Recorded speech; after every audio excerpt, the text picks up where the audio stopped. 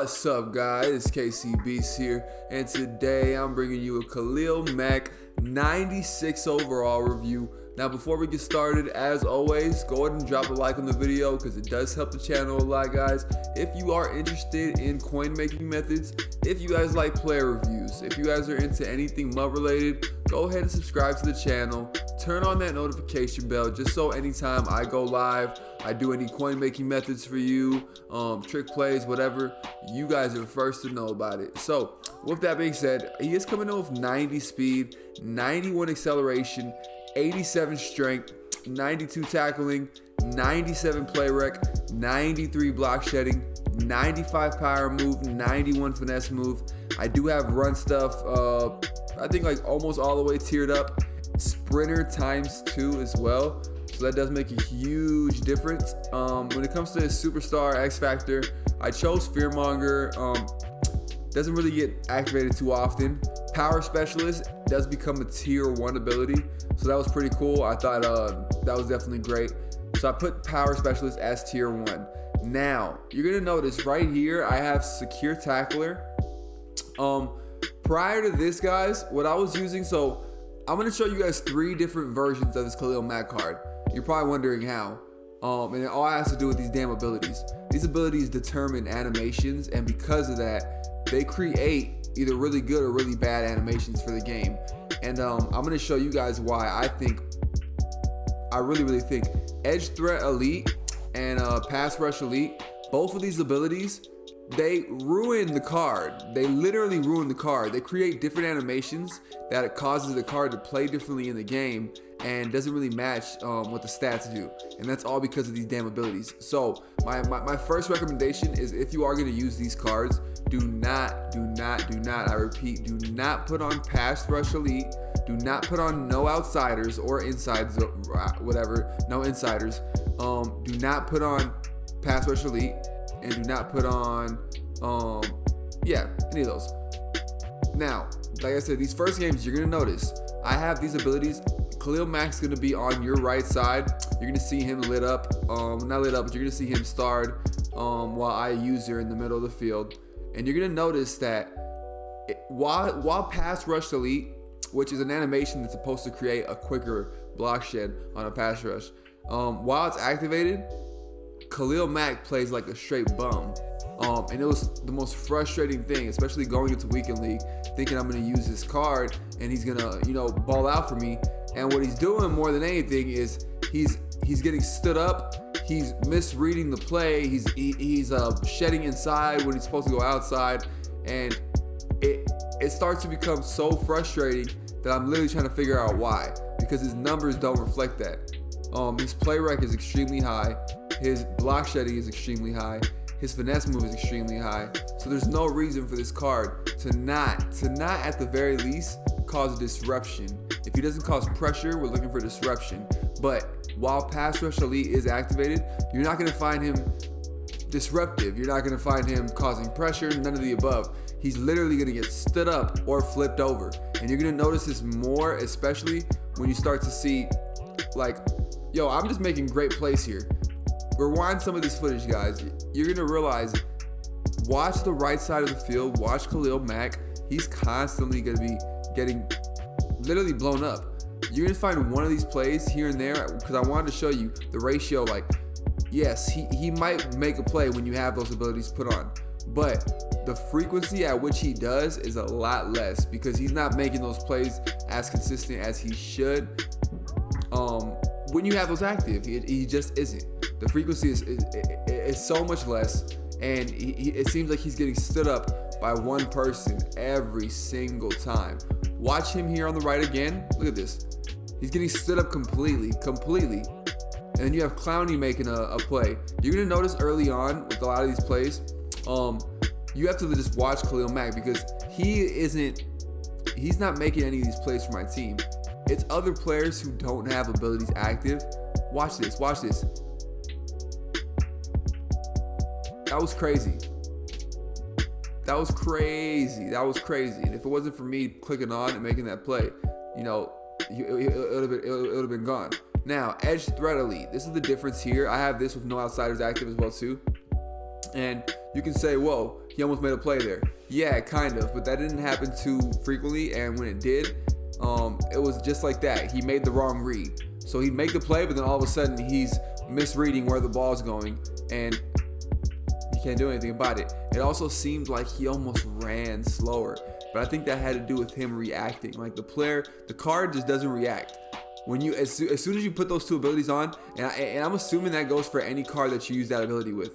Any card, it's gonna either stand him up, it's gonna either flip him over, or it's gonna make him misread. It just is. Look at that. He got flipped. Boom. I'm lurking it, but if you watch what's happening to Khalil Mack on the right side of the field, he's getting flipped. Watch this. Boom. He just got flipped. Khalil Mack just got flipped. He got chop blocked, and then it was the worst chop block I think I've seen in this game consistently from a card. It would happen so often, and I was wondering why. So, like I said, I tried using both of those abilities on him, and what it created was probably the worst card in the game. And you can call me crazy, but use those abilities, and you'll see. Anybody that plays Madden knows animation is pretty much everything now. So watch what happens here. Look at this. Same thing. Now, you think he gets up and chases the quarterback? No. He literally got up and got hit again and flipped again. He got chop blocked twice while the quarterback was running the other way. It was extremely disappointing to play with the card and have that happen. Now, will he make a play while you have those active every 20 plays? But if that's what you're looking for, it's a terrible way to get a card. To use a power-up pass on somebody that's not going to make plays for you, that's crazy, especially since we only have 195 overall power-up pass.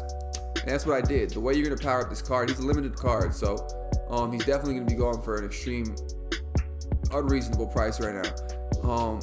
And like I said, you'd expect the card that would be extremely highly rated to play like a card that's supposed to play the way it is. And like I said, it wouldn't happen too often. It just wouldn't, especially with both those abilities active.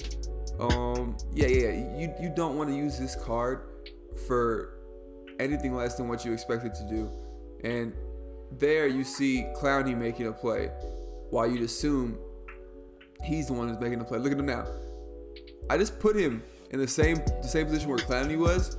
I just flipped him, and he couldn't do it, and Clowney wasn't even activated. Like I said, those abilities will ruin this game for you. And you have to just know, like, on defense, the best abilities to have obviously are Enforcer. But what I did when I changed the ability on him, I used Secure Tackler. What I was doing was just trying to change that animation back to normal, because I'm assuming Pass Rush Elite, what it does is it makes his animation where he's not supposed to play the way he is. Look what's happening now. I have Unfakeable and Secure Tackler. Look how much faster he's playing. Look how much faster he's reacting to the ball. This is what I want you guys to notice. You're going to see Khalil Mack a lot now. Those early plays, you weren't really noticing what he was doing. You weren't seeing anything because he wasn't making any plays. He was just getting stood up. Watch what's happening now. It's pretty remarkable what clicking something on and off will do. It literally completely flipped this game. And there's two of them, so I want you guys to notice that. One's head-to-head, one's I think this one was yesterday when I was playing Weekend League. But watch this. He's causing disruption there. If you rewind that, you're going to notice J.J. Watt made that play. But there's a difference between a player being stuck one-on-one and somebody causing disruption. He caused the guard to pull over to his side. When the guard pulled over to his side to help the right tackle block him, J.J. Watt got through. That's what you need a card to do. And if you find, ways to make him do it, why not use them? And that's my way. Just don't do it. Do not put Pass Rush Elite on this card. Do not. Or Edge Threat Elite. None of those, or no outsiders or inside. Any of these animations that are gonna change the way like the outside and inside animations run. Anything that manipulates that, anything at all, you don't want to use, because it's not going to create anything fun for you.